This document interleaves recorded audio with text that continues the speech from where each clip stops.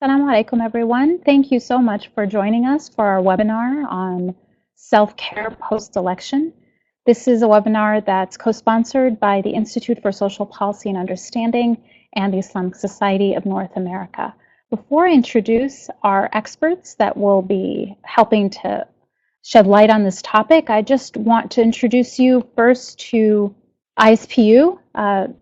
It's the institute that I am the director of research for, just in case you're not familiar. ISPU is a research organization that conducts objective solution-seeking research that empowers American Muslims to develop their community and fully contribute to democracy and pluralism in the United States. That's our mission. And we do that in three ways. We make impact by studying social policy on how Muslims can develop public policy, how best they can contribute to society as a whole, and by providing platforms. And the three ways we do that is by we discover, we educate, and we enable. We do the research, we convey it to a wide audience, and we train people to build capacity. And really, it's within this umbrella mission and areas of impact that we wanted to partner with ISNA to put on this webinar to help people make sense of the ideas and feelings and the psychological impact of the past 18 months of campaigning, but also the results of this past election. And it was really the idea of this webinar was sparked by one of our scholars, Ben Herzig, who you will be hearing from a little bit later, who wrote an op-ed. And we're going to put a link to the op-ed in the chat box here. You can read it later. That talks about his own experience with Muslims in his practice as a mental health professional and how much anxiety he was witnessing. And we thought this would be a good service to the community to bring some of our best mental health professionals together to advise and to educate us on how to cope and give us some self-care strategies for this phase. So I'm going to stop there and introduce our three panelists, and we're going to start with Camillea Rashad. She is the founder and president of the Muslim Wellness Foundation. And we're going to start with Kameelah, and she's going to tell us a little bit about what she's been seeing in her work, especially with young people. Okay. Assalamu alaikum, everyone. I am glad to be here and be able to the community that I've worked with, but also some of the information that we've sort of begun to gather at Muslim Wellness Foundation to have a conversation about the psychological impact of anti-Muslim bigotry. And I'm going to focus specifically on youth and emerging adults, as well as Black Muslims.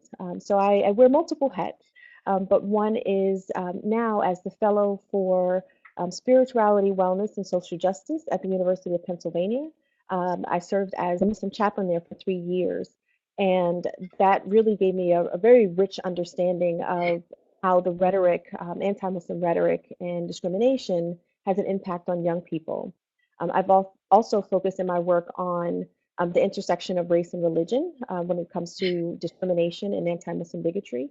And so my work has really served to highlight the unique experiences of Black Muslims.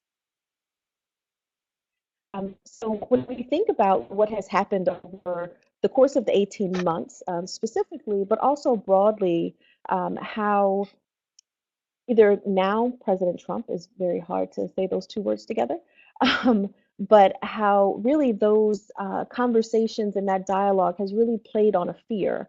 And so when I saw this picture of a Muslim woman in Irving, Texas, being followed by this armed individual, it was alarming that this is kind of our current reality, but also given the fact that she appears to be, and I believe so, a Black Muslim woman. We're talking about the intersection of race, religion, and gender, and so how those things can make people vulnerable in ways that I think we have to really pay attention. They have heard this word or familiar with it, but thinking about sort of our intersectional understanding. And that means if you're a Muslim, are you also a woman? Are you of a more middle class or working class background? What is your race? Do you have a family? Are you a single mom? And so we have to understand how all of those identities begin to impact how people experience some of the hateful rhetoric. Here's just another of suspicion, and so how that impacts their identity development. Here's another belief is from Washington Post about struggling to belong and to really understanding your identity can be emotionally draining. This was from an article about how to create safe spaces for young people, but this idea that we have to begin to really turn inward and look to how we can practice self-compassion and self-care in a way that will really sustain us over the next 4 years. So briefly, looking at symptoms of trauma, and sometimes that's like trauma with a small t. These could be things that you overhear, or that you experience or witness that can begin to impact you physically, psychologically, emotionally, and also spiritually. And I think that's important for people to understand that at times when we're feeling despair, when we're feeling really discouraged, just being able to acknowledge that that is okay. We're in a time where there's a feeling of urgency, there's crisis. We have a president who, within his first couple of days, has signed executive orders really beginning to strip away the rights of American citizens. So this is a time when understanding that this can be viewed as a traumatic event, and we're all going to manifest that trauma in a different way, but it's important to acknowledge that it is there. Very briefly, what I have shared with some of my students, I think it's important again to think about an intersectional understanding of anti-Muslim bigotry, is the idea of racial battle fatigue, that we're constantly, or many of us, inundated in environments that are either hostile or just not supportive. And what that can feel like, how you sort of take a deep breath going into different places where you may be stared at, you may be questioned. What happens when there are acts of discrimination, and you're thinking, could that be me? And so this idea of being hyper vigilant, wondering when could possibly be the next event or impacting someone that really contributes to this idea of just not feeling safe. So as I kind of wrap up my section, one of the things that I think is very important for us to begin to provide, especially for young people, not just on college campuses, because there are some who are working to perhaps support their families. They're not in college, but identity safe spaces where they can really talk about their emotional experience, as well as perhaps feeling a sense of apathy, that this has, for many of them, been in a hostile or unsupportive environment that has been present for much of their lives. So really providing a space where we can start to get an understanding of what that experience is like and what kind of support they need. So I would encourage all of, everyone over 25 to just sit and listen. We all have young people in our lives who may perhaps appear to be very resilient, very, very proud of their identities. But we all experience moments where it feels overwhelming. So providing a space for them to just share what those experiences are, what has helped them in the past, and some of their fears or concerns, and what they would possibly need from their families and communities to be able to withstand some of what is potentially to come. Lastly, in regards to self-care for Black Muslims, this in July, following the murders of Alton Sterling and Philando Castile, because they came around the end of Ramadan, and I believe Philando Castile was murdered on the day of the Eid. And so I received many calls and texts and emails from people who were trying to figure out, how do I celebrate and kind of mourn the loss of another Black life at the same time. So this period of mourning and celebration is really difficult to manage. And so I have the information there, blackmuslimpsychology.org, but I felt that it was very important to, again, highlight the concerns of the Black Muslim community in regards to not only anti-Muslim bigotry, but conversations around race and police brutality as well. So inshallah, I know my time is winding up, but inshallah, we'll be able to discuss further how we're able to provide some support for specific communities. I think about, say, perhaps older women who are American immigrants who may not be able to speak, um, English is their second language. And so thinking about what support do older Muslim Americans also need during this time. And the last thing I'll say is I think everyone just around them, just saying, how are you feeling today? Is there anything that I can do for you? And really extending ourselves in a way just to, sometimes we say just check people's temperature. How are you feeling today? What's kind of on your mind for long term? So thank you. And inshallah, you can reach me, Kameelah at MuslimWellness.com. That's pretty simple. Or also on Twitter. If you have a question, comment, or want to reach out and find out more about Muslim Wellness Foundation, you can find me there. Assalamu alaikum. Alaikum salam. Thank you so much. And let's go ahead and add that information to the chat box so that everybody has it. Kameelah, I know that you won't be able to stay for the end where we're going to do Q&A, so I thought that we'd open it up for questions to you only right now, just for a few minutes before you have to run. So if anyone has questions for Kameelah, please go ahead and type them.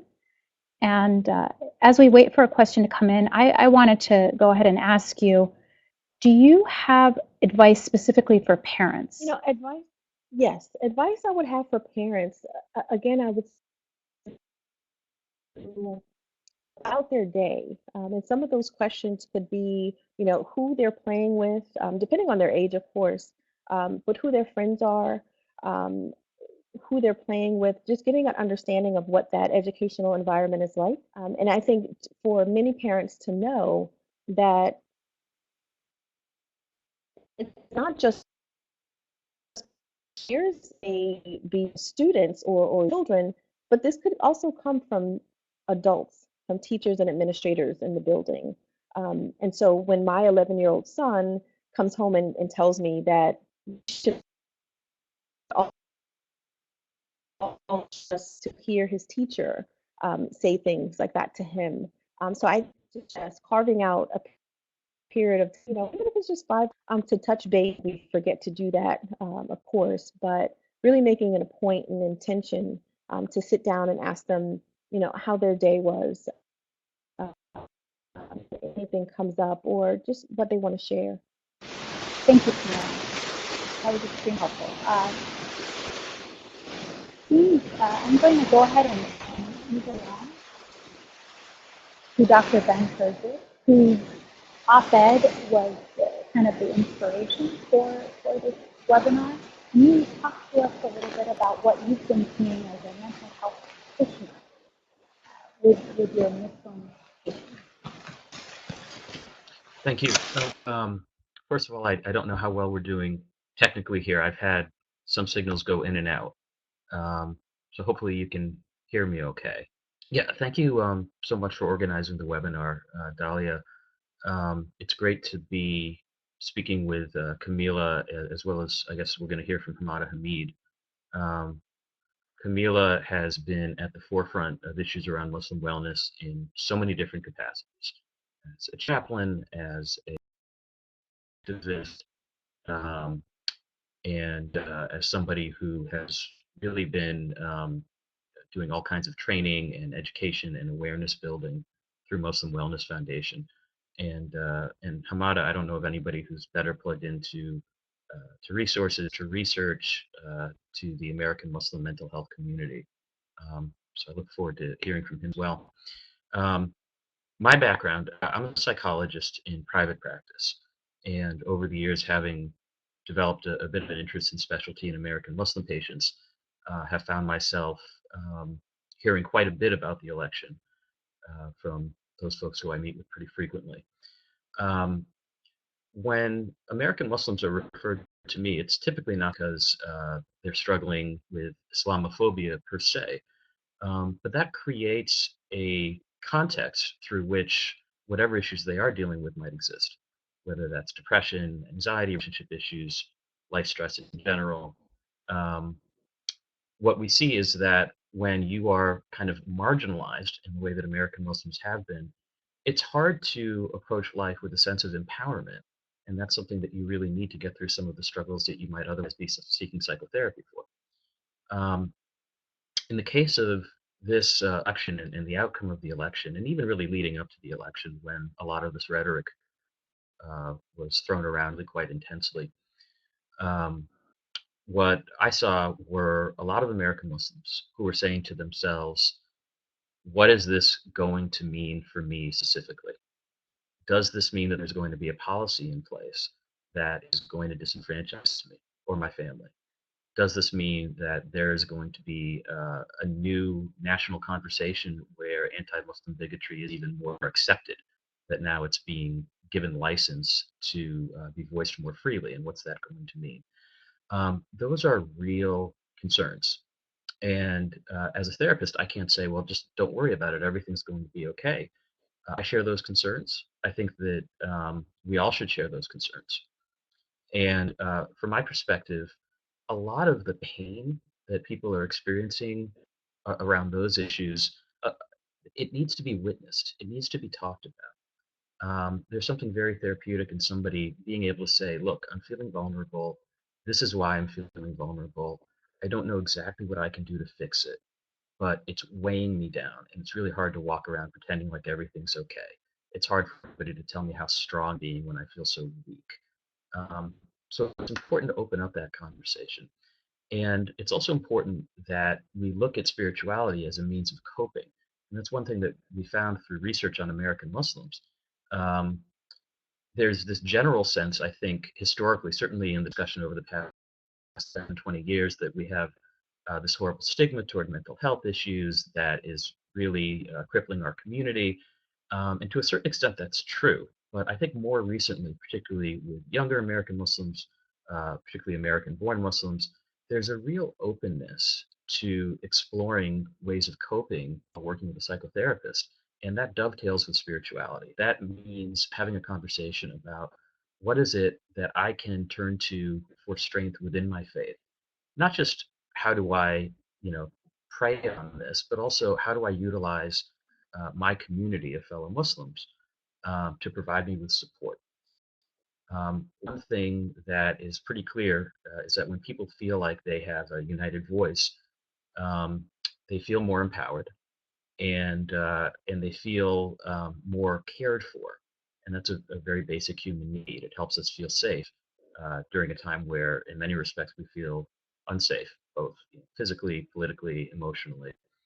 Um, and it's also important to recognize that the Trump campaign and now the Trump administration, um, it's not just obviously that they're taking shots at Muslims. There are a lot of different groups that have been offended along the way, and Muslims belong to pretty much all of those groups too. And in terms of the demographics, I defer to Dalia, who knows the American Muslim landscape better than anybody I know. But we have about a third of American Muslims who are African American.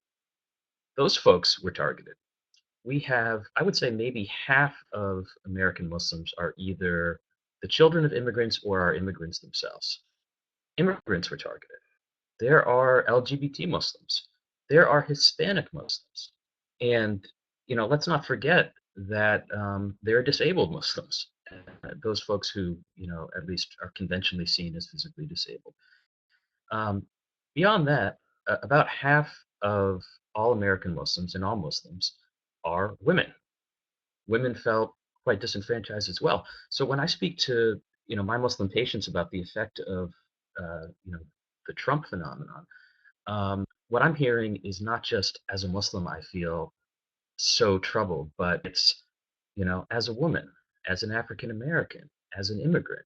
I was speaking to one young American Muslim woman a couple of weeks ago, and she said, the thing about this elections, it's not just that he's so anti-Muslim, it's that I feel really violated as an African American. I thought that we were past the point where this aspect of my identity could so targeted, particularly as we had an African American president for 8 years.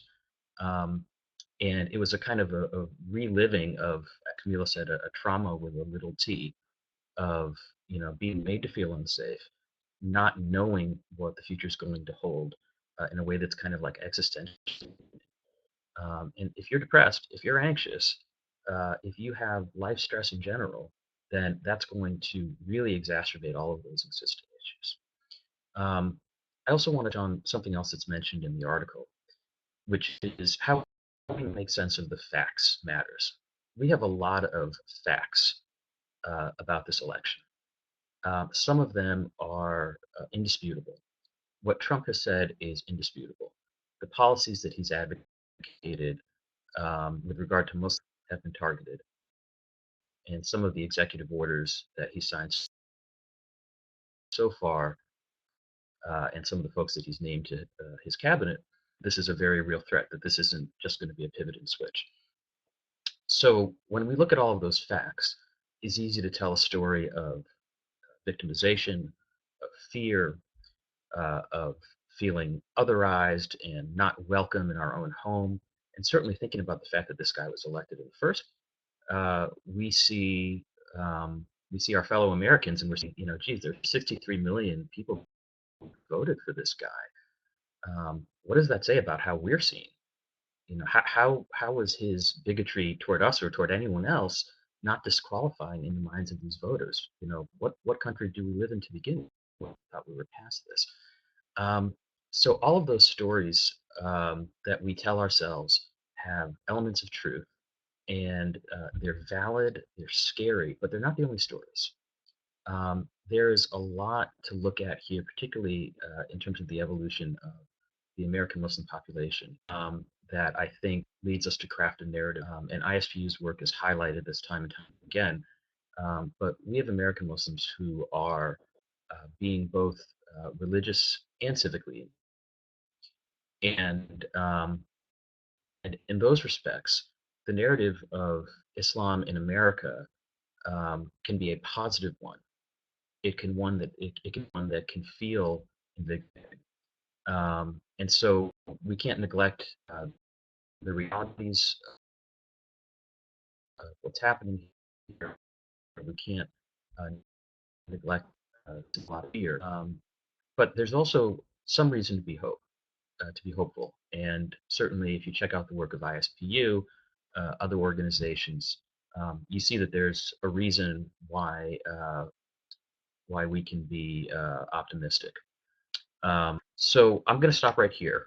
Forward to hearing from Hamada, Hamid, and I look forward to your questions, and hopefully we'll be able to use that question and answer session to shed some light on the topic of the webinar. Thank you. Okay, I'll get started. So, Bismillah, alhamdulillah, wa salatu wassalamu ala sayyidina Muhammad wa ala alihi wa sahbihi ajma'in. Assalamu alaikum. Okay, so I'm Hamada Hamid. I'm the current president, one of the founders of the Institute for Muslim Mental Health. I'm an assistant professor at the Department of Psychiatry and Neurology at Yale University, and I'm happy and honored to be contributing to this discussion. Can you guys pull up my slides? Let me see if. Thank you.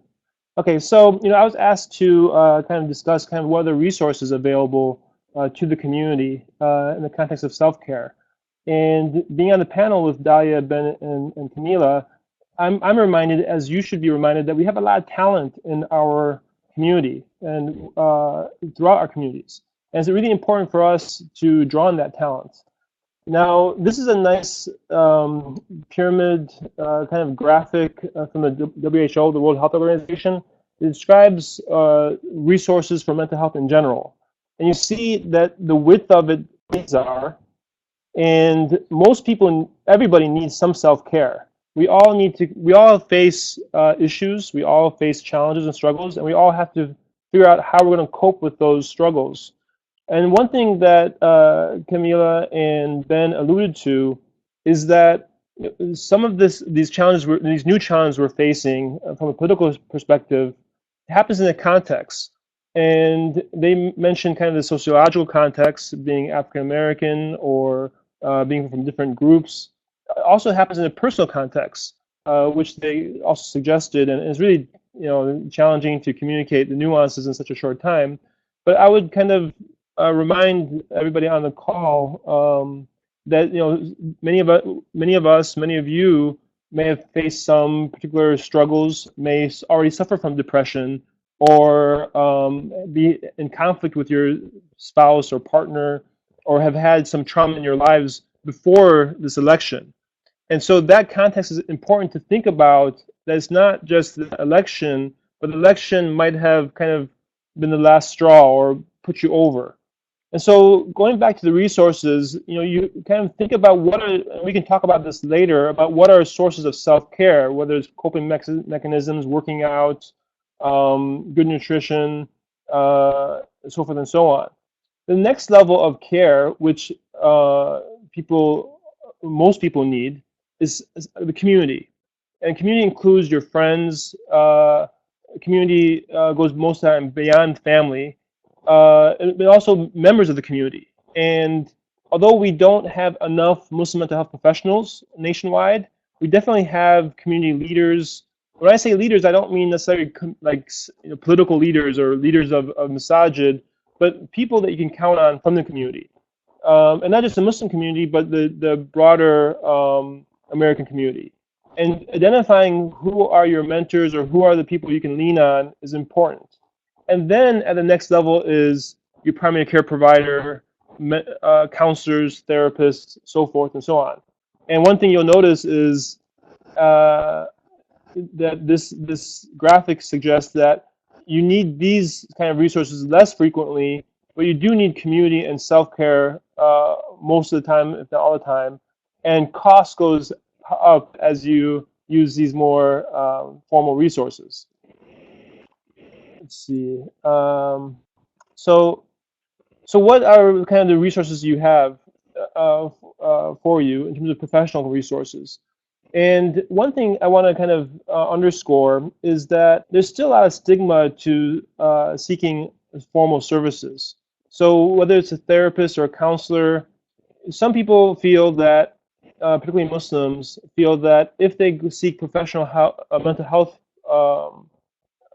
professional mental health care, it kind of either they associate psychologists or psychiatrists with only people who are crazy, need those people, or people who don't have that level of stigma say if I have to go to the therapist, kind of concedes that they failed in their life. What I would encourage you to think about is that consider therapists or counselors, whether it's a psychiatrist or psychologist or social worker, as much like you'd think as a personal trainer or coach. Much of what they do is A, assess the severity of how much you're suffering emotionally, and B, help you develop and cultivate your self-care skills. And at the very least, spending an hour a week or an hour every 2 weeks to stop what you're doing and assess and take notice of what are the conflicts that you're facing and how are you dealing with it, that itself is of great value. So I mean, you can read the slide. There's differences in training with the different types of mental health provider. There's just different emphasis. Psychiatrists are medical doctors. They tend to prescribe medications. They also do psychotherapy, but there is an emphasis on medications. Counselors and psychologists have different levels of training. They can be masters or have a master's degree or PhD degree. And they're obviously trained in talk therapy, and they're also trained in diagnosing mental health issues and emotional conflict, and really are important in terms of helping you figure out what are kind of the sources of your emotional distress, as well as how to manage it when things are overwhelming. Social workers are also trained to provide therapy, and they also are trained in thinking about the broader kind of structural issues in society that might contribute to your distress, including economic distress and so forth and so on. So here's a quick and dirty list of resources. MuslimMentalHealth.com. If you're looking for a directory of Muslim mental health professionals, this is a directory that we provided and we try to update continuously. And I want to say that there is a shortage of Muslim mental health professionals. And so there is at least one in every state, but they might be very far from you. And even if they're within a close proximity to you, you might not. It might not be a good fit for you. So just keep that in mind when you go to this directory. Khalil Center is based in Chicago, but they provide telehealth. So much like we're video chatting, you can video chat with professionals in the Khalil Center for advice and counseling. The third is Psychology Today. Now that's the broader resource for many therapists and mental health professionals throughout the country, mostly non-Muslim. This is Psychology's website, and you can see you just literally put in Psychology Today. You put in your zip code, and they will list therapists in your region. And what you'll find is they'll have a picture of the therapist, and on the side you'll see insurance and what you think you suffer from, and your age group, and things that you feel might be relevant to what you're suffering from. And they have a little description of each person and what their style is. Now remember that every therapist is different, and so the most important thing is about fit. You might go to one therapist and not like that therapist, that they rub you off the wrong way. It doesn't mean that therapy is not working for you. You might want to try other people to find a good fit for you. Likewise, in MuslimMentalHealth.com, you can go to find a therapist right here, or you can go to press this Get Help, and it'll, in a similar way, bring you to this page, and you put in your zip code, or you can browse by type of therapist, whether it's psychologist or social worker, and it'll list who's available in your region.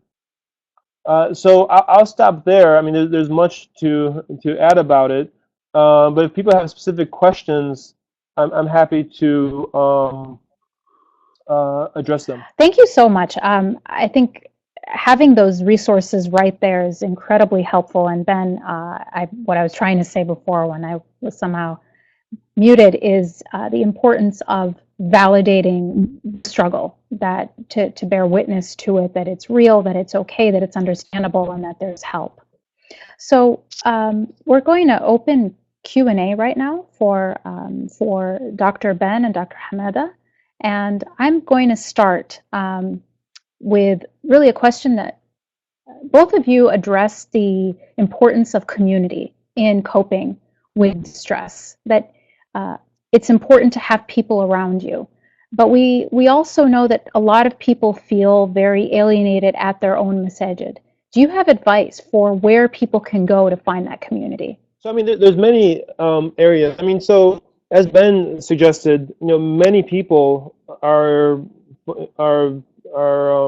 affected by this new administration, and so if it's a matter of going to social media and finding your group, or going from work and asking around, there's many resources locally. Even different nonprofit organizations you can go to. If the issue is one of just mobilizing and having an outlet for activism, if it's just a matter about meeting people in that way, if it's a matter of more personal support, I've kind of been focusing on therapy, but that's really if you really are feeling overwhelmed. Like as I mentioned, the basic part is self-care, and it could be more of social areas. In other words, going to the gym and meeting people there. So I think it's as wide as you want it to be in terms of finding, friends and colleagues and whatnot to commiserate with or to process with. Certainly different communities have third space organizations, whether it's other, like taklif or whatnot. So it doesn't have to. It can still be in a Muslim type of setting without necessarily being in the masjid. Okay, great. Thank you. Another question is, do you have any specific recommendations or recommended resources for converts? So taklif, I think, is probably the first place I'd go. I think they have branches in New York and the Bay Area, but for the most part, they're nationally based. I would have deferred to Kameelah for that question.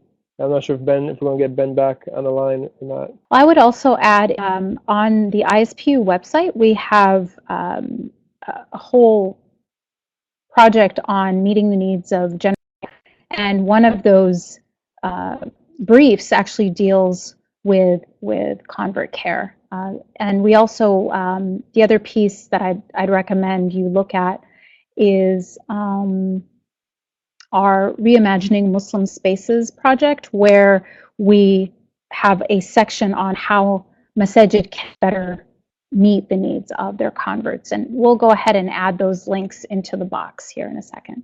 Ben, do you have any additional resources for converts? Well, what I would encourage folks to do, and this also pertains to the previous question, is if you feel like the resources that you're looking for don't exist, I encourage people to be active within the institutions which they're already a part. So I can tell you, like, for instance, at the Islamic Society of Boston Cultural Center, they do have support groups for converts. But if at your masjid they don't, I encourage you to speak to the leadership and say, look, there's something that I'm passionate about, whether it's convert issues, whether it is creating support groups, whatever. And don't just kind of be on the sidelines within your own religious institutions. Use your voice to shape them. That's something that we were able to do in Boston, starting up a pro bono mental health clinic. And that just came from people brainstorming. So I encourage people to be active in their own communities, if they have the opportunity. Yeah, and one thing I want to underscore, and thank you, Ben, for that, is one of the challenges that we have as mental health professionals in talking to a public audience that we don't know who's on the other side and where you're coming from and what quote unquote baggage you come with, is think about this issue in terms of triaging, and triaging your situation into two very broad categories. One is the category of you're in a funk, you're feeling bad about the situation, and you're feeling some anxiety, but you're functioning pretty well otherwise. And before this election happened, you were functioning at a pretty high level. But right now, you're feeling a little bit anxious about what's happening. In those cases, probably what we call sublimation. In other words, using that negative energy to something positive, whether it's exercising and working out more, or joining an organization, whether it's ISPU or ISNA or whatever nonprofit organization, and put that negative energy into a positive energy and feel some gratification from that. That's one way that's one group. People who are just in a funk and feeling bad about the acute situation. The other group are people who, even before this election, had a more complicated history. They're really struggling at work or really struggling at school, or have been drinking a lot of alcohol and can't put it down, or are hearing voices. That's a different group. And for that group, I would urge you to see a mental health professional, and because these things are treatable. And it's a matter of getting you back in a place where you can kind of do more self-care once you've kind of gotten through that hump. Thank you. Another question is on the use of media. Do you have recommendations on limiting media, what kind of media to consume? I mean, I know sitting in front of 24-hour news day in and day out can be very toxic But do you have recommendations on the use of media, both traditional and social media? I can speak to that briefly. I think that when it comes to the consumption of any type of media, you want to ask yourself, I really need to know. Obviously, we want to be basically informed as citizens. But the era of coverage that we're in nowadays is, what kind of suit did press secretary wear? Like, we're kind of really, we're really getting to a point where every single detail is available. And if you're anxious, then you will find some kind of detail to be anxious about. They're out there. If you participate in social media, what I would urge you to do is not just kind of seize upon every piece of news to be worried about, but also to spread some of the good stuff that's going on in our community. I think for a lot of people, after the inauguration on Friday was such a downer, to turn on their Facebook feeds or the Twitter on Saturday and see all of these positive messages from marches and signs and T-shirts and all of that, I think that actually really rejuvenated people's spirits. And I was speaking to a number of people today who said the same thing. So in terms of media, I ask yourself really what you need to consume. And understanding that there's so many things to be anxious about out there. What can you do to contribute, probably via social media, to understand that there are other sides to this conversation, that it's not just about doom and gloom, that there are reasons to be positive. Right. And I'll just add to that, to those important points. And it's a complex question that I'll divide up in terms of content and process. The content is, as Ben suggested, a lot of the media, what's on the media is very troubling. And there's plenty of research that's shown that the images we see on the media, whether it's about Syria or it's the hate that's promoted, or the criminal acts that are happening on social media or the press or whatnot, that can be triggering, and that itself can be traumatic. So the content can be traumatic, and you really want to reduce that and minimize that and balance it out, as Ben said, with positive content. So that's the content piece. The process piece is that it can be really overwhelming. I mean, there is new categories of disease in terms of social media addictions, that people can get addicted, and it can be a time suck, and it can be and it is distracting. And so the process part is that with consumption of social media, you want to have discrete times where you say, okay, this is when I'm going to read Facebook, or this is when I'm going to watch the news, and that's it. I'm going to give it 15 minutes or half an hour and try to be disciplined, because we carry our smartphones and it's nonstop and it's distracting, and we're very poor multitaskers. The brain is not designed to multitask. And so that constant feeding of information, much of which is negative, is really overwhelming and distracting. And so the content is to reduce the negative consumption, and the process part is to have discrete times and keep disciplined with the times you consume media. Thank you. I also wanted to add a positive source of media, which is a recent project that ISPU launched that looks at Muslim contributions, and that's muslimsforamericanprogress.org. So you can go there and learn about Muslim contributions to the United States and read the narratives of some really interesting Muslim contributors, specifically in the state of Michigan. Does anybody from the audience have questions about therapy or counseling, or what that process is, constitutes, consists of? There is a question that deals with how to help non-Muslim staff develop better empathy for Muslim patients in a hospital setting. Do you want to talk a little bit about that?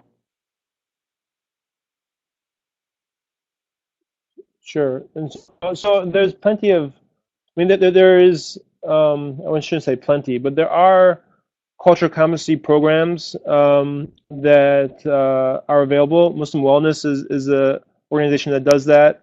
I'm blanking on Maha Janadi's organization. ING out of California does those type of trainings. We're starting to do those trainings. We used to do it much more often, but now we've been kind of overwhelmed with the demand of other things. But there are trainings that can be done if you want to do kind of formal training.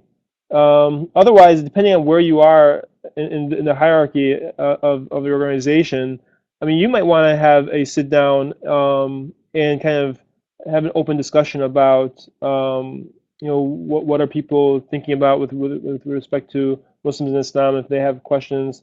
And certainly, if you don't have access to trainers, you can contact one of us and we can help you out with that. Yeah, I would add that obviously there are resources out there. We'd love to have more out there. They're there, but part of helping Muslim patients and relating to Muslim patients involves trying to connect with them on a human level with genuine empathy and curiosity. Your knowledge base might not be great, but what you can do in meeting with a patient whose cultural background you're not familiar with is to say, I'm interested in what it means to you. I get that I don't know everything. I want to understand why it's important for you, and I want to understand, I want to be free from any other biases that I have coming in. I care about what it means to you. And you'd be surprised how much people appreciate being asked these types of questions. Typically, the reaction is not, oh, geez, if only there were a Muslim therapist who I didn't have to explain this to. Oftentimes, it's, wow, I really appreciate somebody asking me meaningful to me about my faith or about my background. Somebody who understands that it could be important to integrate that into my treatment. I encourage you to ask, encourage you to be curious. And oftentimes the best way for a patient to be comfortable with somebody from a different background is simply to have a conversation where they see themselves relating to the other as opposed to, kind of one seeming foreign to the other. So I encourage you to open up the lines of that communication. I'm going to ask you the same question I asked Kameelah about your advice specifically to parents. We know that emotional and physical, even sometimes, bullying is spiking across the country, and Muslim young people are really facing a lot of a huge challenge. What is your advice to parents in helping their young people cope with the current environment? What might be happening in school from other kids or even other adults? I can speak to that briefly. I think sometimes as parents, what we tend to do is talk about, whatever, how great Islam is or how great Muslims are, that, if only we can convince the kids that there's so much to be proud of, then suddenly the feelings won't get hurt. And I think that's the wrong way to go about it. I think that what we want to do is, first of all, try to create trusting relationships with our kids where they can come to us and talk to us about that. But also to try to be involved in the environments that they're struggling with. Get to know their teachers, get to know their guidance counselors, get to know principals. Try to understand what's happening in this world that they spend so much time in, but that you really perhaps don't know a whole lot about. I would say that sometimes, I would say with boys especially, it can be really helpful for them to have, kind of heroes that they can look up to. And when you as a parent are able to go to them and say, well, hey, Muhammad Ali is a Muslim. You think people would make fun of him? That can provide a certain amount of connection. But in general, I think you want to have a good sense of what's going on in your child's life so that you understand where in the conversation to enter. So, so that's great advice. I actually have to run after this to another meeting, but one of the tricky things again is that people are coming with different skill sets and different contexts. And I think one good resource is the Family Youth Institute, and there is parent training, parent skills training there. And so people have different parenting styles, and it's important to have these kind of open conversations with your children about what are they experiencing, what is going on with them, because we might come in with all sorts of assumptions of what's happening in school, if you're not sitting down and having open discussions, open dialogue with your children, those assumptions may be wrong, or you're not going to be very helpful or effective if you're not really understanding what's going on. And there's very specific skills in terms of how to navigate those conversations with children, which warrants its own seminar. And so I actually have to break, run to another meeting. But thank you for this opportunity, and it was a pleasure being on this panel. Thank you, Dr. Hamada. And we're going to go ahead and just really move into closing remarks. Dr. Ben, closing thoughts as we wrap up today? Well, again, I want to thank everybody for attending. The fact that we can put on a webinar like this where we can generate interest, I think that speaks volumes about people's awareness of the challenges that we're facing as a community.